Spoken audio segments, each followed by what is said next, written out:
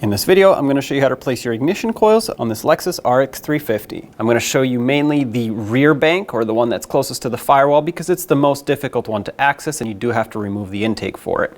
Let's get started.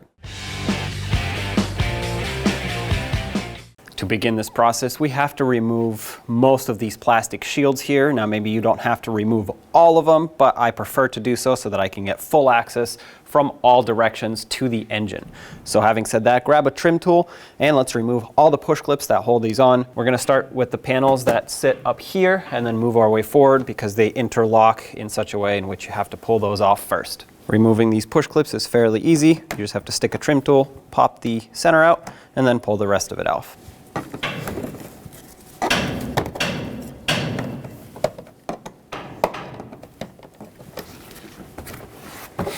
Remove this shield, move over to this side and do the same thing.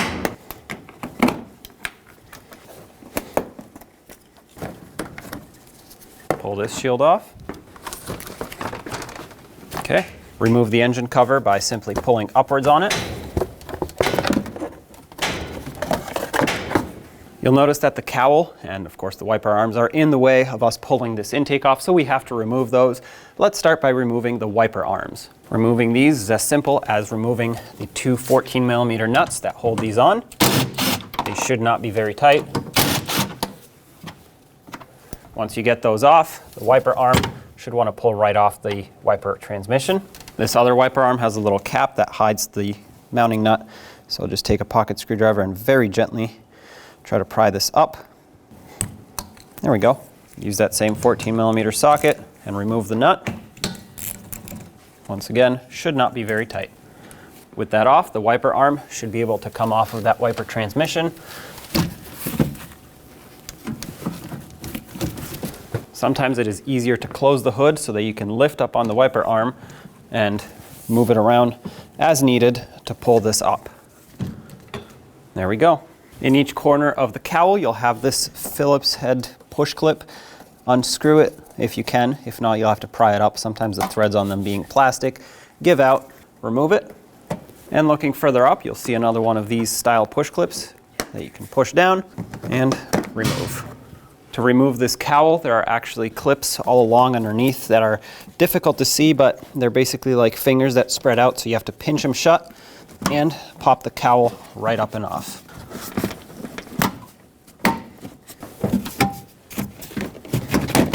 Okay, slide it forward. Next, we have to remove the wiper transmission so we can get this cowl tray off of here. Unplug the electrical connector off of the wiper motor. Follow the harness and unclip it off of the wiper transmission here. Since we're here, we might as well remove it from this grommet. It's going to have to be removed anyway, so just push it through. It's got one last retainer over here that you can just pop off. There we go. To unbolt the wiper transmission, there are several 10mm headed bolts, one on the furthest left side as you're looking at it. Another one slightly to the right of that.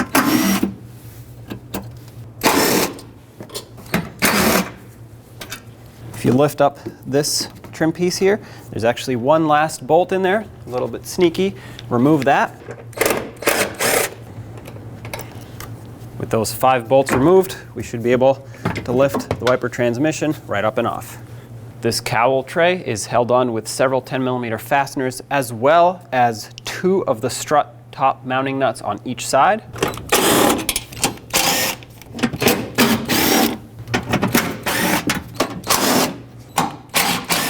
With the 10mm off, you can see the bracket that holds this part on, so we have to remove these 2 14s off so we can pull the cowl, and that applies to both sides, left and right.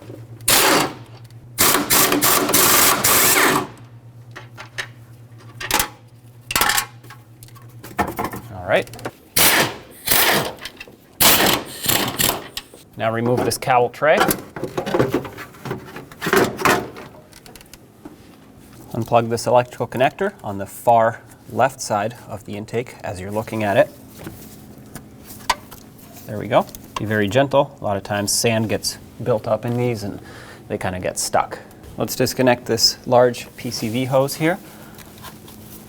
pull that off. You don't have to remove it off of this front valve cover if you don't want to. You can just move it out of the way. However, I feel like it's a lot easier to just pull it completely out of the way. There's another hose over here on the throttle body. This is for your evap solenoid. Sometimes these get stuck, so they need a little bit of help. If you need to do this, be very gentle. There we go. Another vacuum hose right over here. Pull this off as well. This one is very small, so be extra, extra careful. There we go.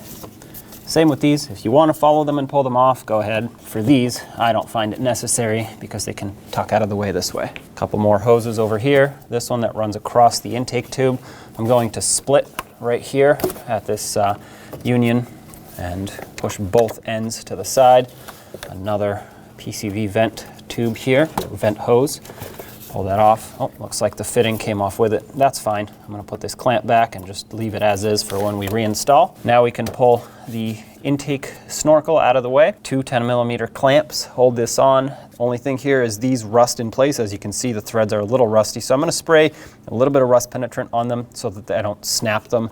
A lot of times these wire clamps will twist and break, and then you need new ones. Loosen them up. As you can see, this one's fairly stuck. I'm not going to continue. I'm going to try this one. Yep, this one works. With this loosened up, I'm going to grab some pliers and hold the clamp on this side. That's going to be the only way that you can prevent this from breaking. Be very careful. You have a mass airflow sensor here. You don't want to bonk it with your pliers and damage it. And there we go. That broke free. Definitely going to put some anti-seize on these when I reinstall. I prefer doing that just so that they don't seize again in the future. All right, both of those are loose, so let's pull this off. What you can do to do this, the easiest way is to pull it off the throttle body first, lift it up, and then pull it off of the airbox assembly. Now you have two options. You can separate the throttle body off of the intake with the 4 10mm bolts and just leave it on the vehicle side connected to the two coolant lines, which is what I'm going to do. Or you could disconnect the two coolant lines and unplug the connector and everything and then leave this attached here. I find that opening up the cooling system for this job is not really necessary because you can very easily take this off and leave the cooling system sealed up. So that's the route I'm going to take, but you do have options. Having said that, grab a 10mm socket and break free the 4 10mm headed bolts that hold this throttle body on. And then once you break them all free, you can pull them off. You don't have to, they should not be very tight. This one here has a bracket on it. Keep that in mind. There we go. That bracket is attached to something else down there, so I'm just going to leave it. Speed things up a little bit.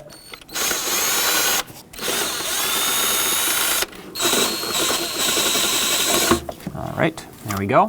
Throttle body goes down. It can stay there. You don't even have to unplug the electrical. Try not to get too much debris in here. Of course, we're going to inspect this gasket too to know if we need one or it needs to be replaced. This one seems to be in good condition. If it's completely flat, does not have any squish to it, and it's hard, you're going to want to replace it. This one is definitely reusable. On the back of the intake here, you'll see another hose. Goes to your brake booster. Remove that. Pop the clamp off with some pliers. And very gently pull this off. Leave that here. Behind here, it might be a little bit difficult to see, but there's a bracket with two 12mm headed bolts. We have to completely remove this top bolt, and for the other one, all you have to do is just loosen it up so the bracket can swivel out of the way. Break this free and remove it.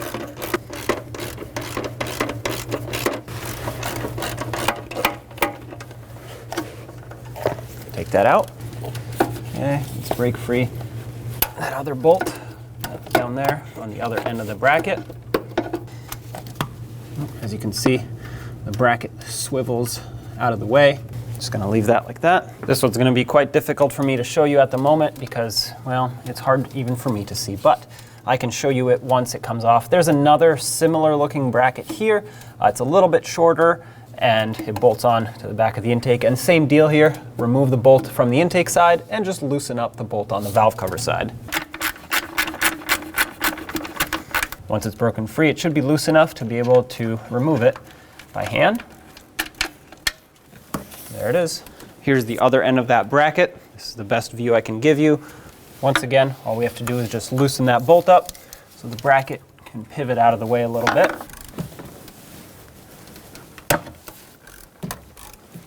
All right. Unthread it a few turns. If you want to remove the bracket, go ahead. It just staying here is just fine.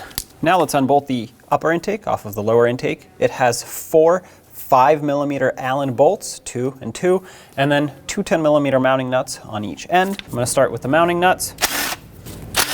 Now the 4 5mm Allen headed bolts. Make sure your socket seats all the way down, and try to break these free nice and gentle so you don't strip them or break them. They are fairly tight for their size. I'm going to go in a cross pattern.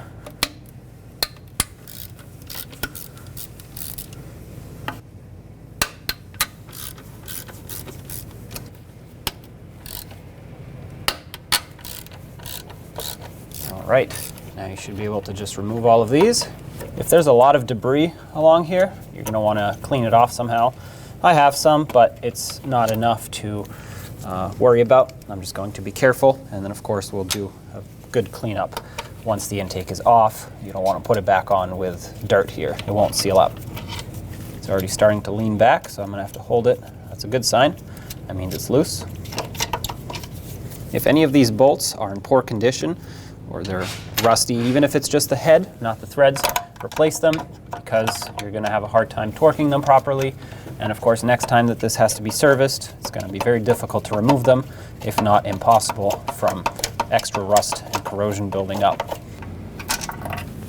Lift up on the intake carefully and pull it away. Before I remove the old gaskets, I'm going to get a vacuum, and because these are creating kind of a dam here, it's best to clean things up now. I have some sand here. I do not want that to get down in the engine. So while I have these here, I will vacuum it all up, then I will pull them off, and then of course do a proper cleanup.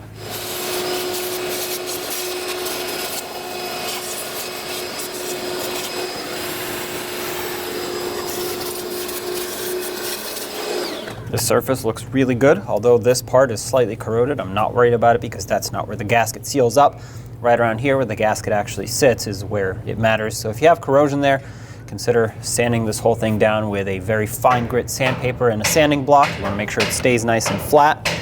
I want to cover these intake runners up with a rag just so they can be protected in case anything happens to fall out of my hands or debris or anything like that. That's now protected. If you don't have a rag that goes over, just shove some paper towels in each runner. Just be careful not to forget them there. That would be very bad. Now we have to move this wiring harness to make space for the ignition coils to come up and off. So I'm just going to unplug everything on this end. There are just a few more connectors and the whole harness can flip up and off. Unplug this camshaft position sensor, variable valve timing solenoid, and the exhaust VVT solenoid. If you have to use pliers because it won't come off, be as gentle as you can. Going across the valve cover here are some clips, some retainers that hold the harness in. They have a tab on them. If you just pry that towards you, you should be able to put this harness aside. There we go. This retainer here can also be popped off. It's just sitting on the stud. So pry it upwards. That gives you a little bit more slack in the harness. And that should be good right there. All right, now we can finally get to everything back here. I'm going to start by moving this bracket out of the way. This is the bracket that was on the back of the intake on the passenger side of the vehicle. Now I'm going to unplug all the ignition coils so we can have a little bit more wiggle room. These connectors are often very stubborn. When you unplug them, be very gentle. Okay.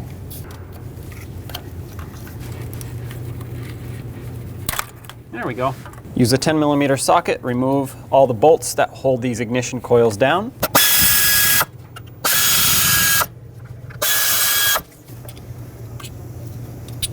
And now you can pull the ignition coils straight up.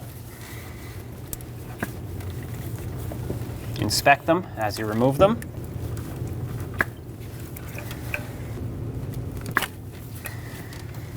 Now to reinstall the ignition coils, I suggest putting some silicone paste or dielectric grease on the end of this rubber boot, just a little bit right on the edge here, and don't stuff it full. You just want silicone paste there in order to facilitate the removal of the ignition coils next time. It won't stick to the plug.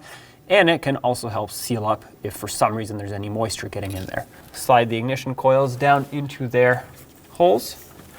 Make sure they're seated all the way down.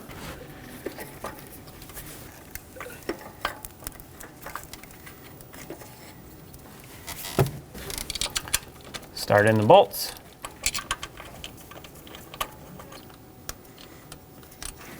Very gently bottom them out.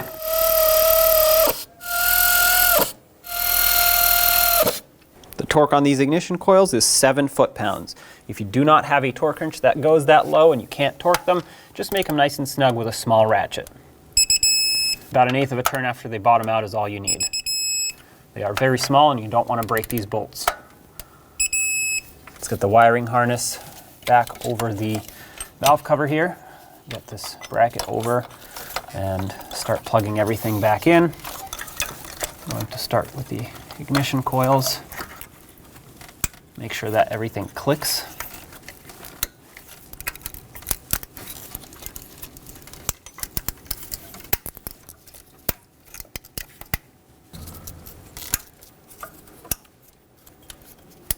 This connector was for the intake, so I'm going to leave that. We're all set here, so let's do the front and then we'll put the intake back on.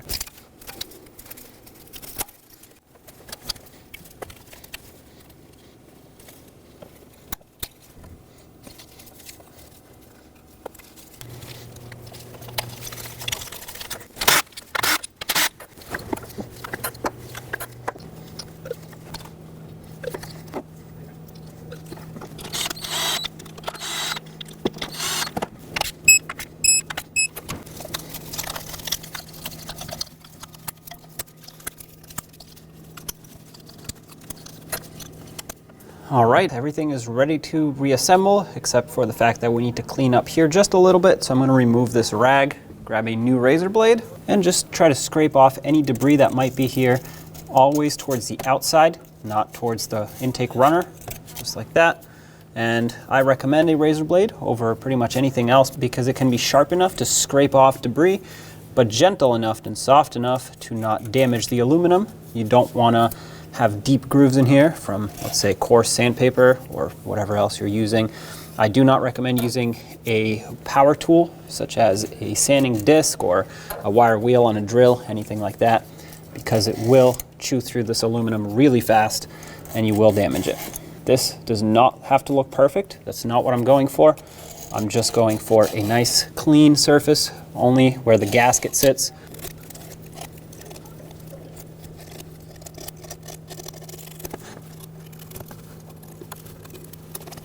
I'm going to take a clean rag that has some brake parts cleaner on it and just wipe all of this off. The brake parts cleaner will not only help the dirt to stick to the rag, but it'll also degrease the surface and remove any oils that are on here. Now inspect your intake gaskets. If they are in okay condition, you can reuse them. If not, replace them. Do the same with the throttle body gasket here. Just like I said earlier, you're going to want to make sure it's still squishy and soft. If it is, you're good to go. If not, replace it. Double check that everything is ready to go here, and it looks like it is. So I'm going to put my air intake back on. It has these two studs, one on each end, that allow you to line it up, drop it down into place. Make sure you don't pinch this large PCV hose here. And then once that's on, I'm going to start the two mounting nuts just so that it can sit here without moving around. It's important to start all of these by hand. That way you make sure that they are actually starting in smoothly. I'm going to bottom them out, going in a cross pattern, even though it's just by hand, so I can make sure this seats evenly.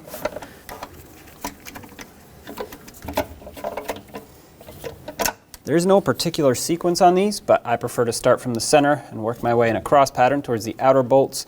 And the torque on the bolts is 13 foot-pounds, whereas the two outer mounting nuts is actually 12 foot-pounds. So different torque specs, keep that in mind. Because of that, I'm going to start with the bolts, get those to 13 foot-pounds in a cross pattern. There are just 4 of them, and then I'll do the two mounting nuts.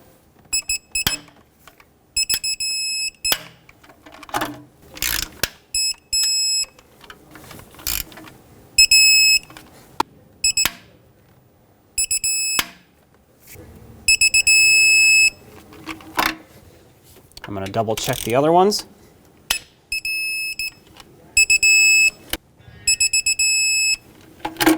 right, and now let's torque the 2 mounting nuts to 12 foot-pounds.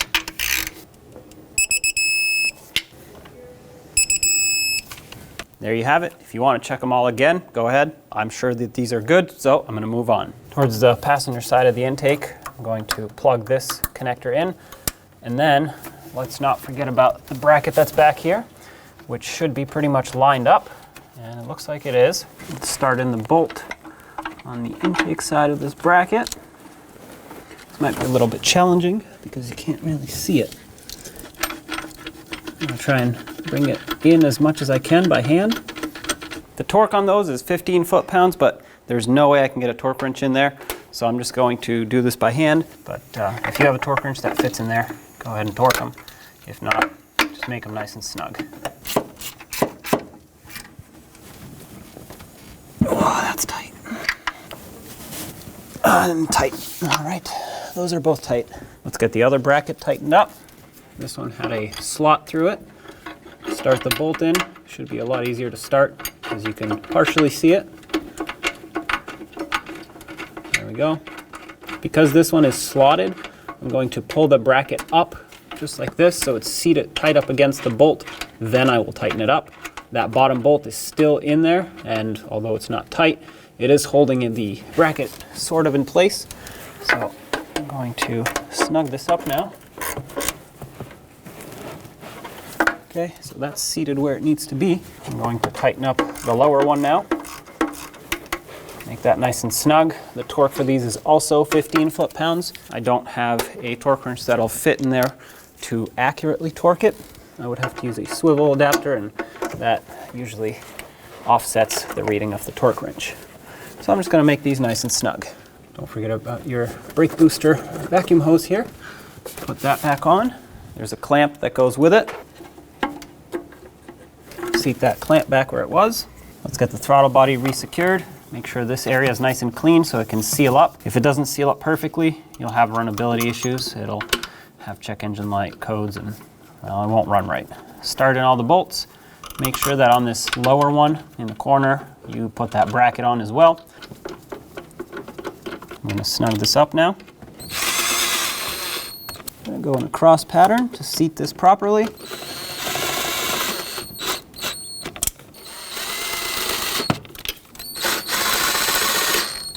Now let's torque it. It's important that it's sealed up. The torque on these is 7 foot-pounds. I'm going to go in a cross pattern to make sure it's seated equally all along the gasket.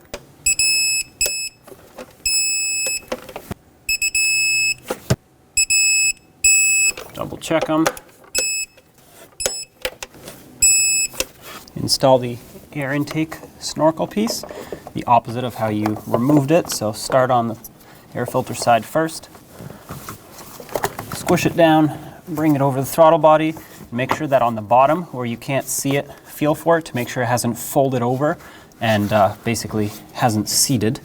And then it's got a tab here and a tab here. You want to make sure those are lined up. Once they are, we can snug up these clamps. When you tighten these, just snug them until you can't spin them by hand anymore. Don't crush it down until you can't spin the bolt. As you can see, I can't spin this, I can't move it. It's plenty tight, so I'm going to stop there. Do the same to this one over here. That's perfect. Let's reconnect some of these hoses here. One small one on this intake runner, rear valve cover PCV hose into the intake snorkel. There we go. And then this one went over here, no clamp on this one. And then we had this evap hose that we split right at the fitting here. Put that clamp back on. This one was secured over here.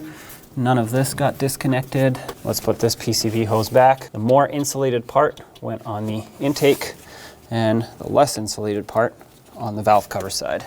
Reinstall the cowl tray.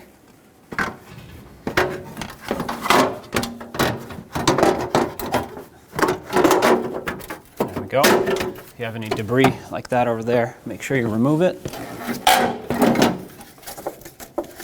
I'm going to first start all the 10mm bolts in and get this cowl seated. Then I'll put the 4 mounting nuts for the strut mounts back in and torque all of them.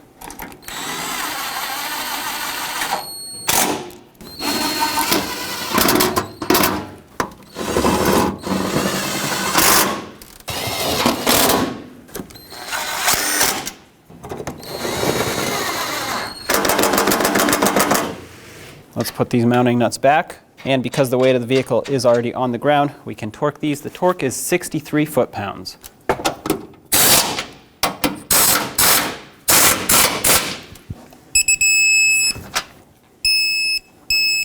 Let's do the same to the other side.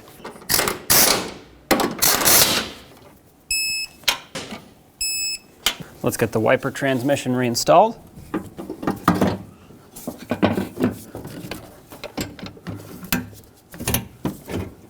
Line it up with all the mounting points.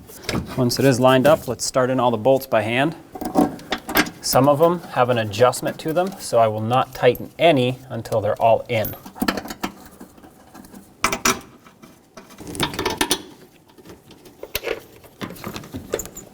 Now that they're all in, let's tighten them up. Just make them snug.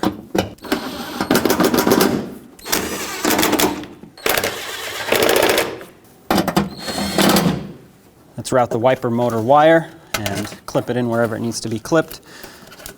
Resecure this grommet. Make sure that's sealed up and plug it in. Now let's get this cowl panel back on. It actually has little hooks that need to slide underneath the windshield. Keep that in mind.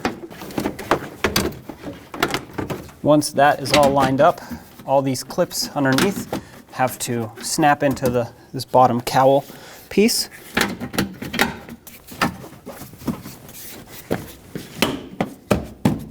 Okay, it should move around just a little bit. It should have a little bit of play, but it should not come off at this point. There were two on each side. One that had the Phillips head goes over here,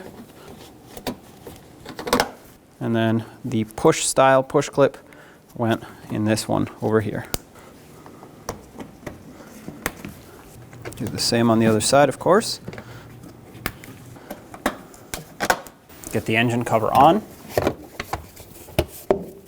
Make sure it snaps down on all 4 pins. Let's start putting back all of these panels, these covers, line them up, and then put push clips back in where they belong.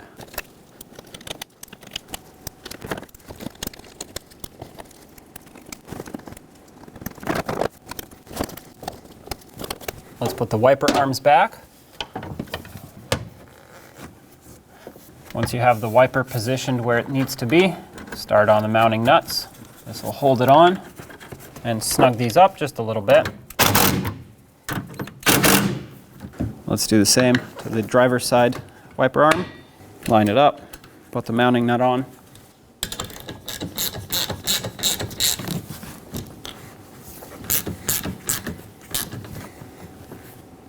Snug it up. Don't forget this cap. Test them out if you want. And there you have it. Job is complete. Turn on the engine, make sure it runs smoothly. If it doesn't, make sure everything is plugged in, you have no vacuum leaks, and if it's all good, take it for a road test. When only the best will do, demand TRQ. The only company that lets you view before you do. TRQ is committed to offering the highest quality aftermarket auto parts that are engineered for peace of mind. Thanks for using and viewing with TRQ.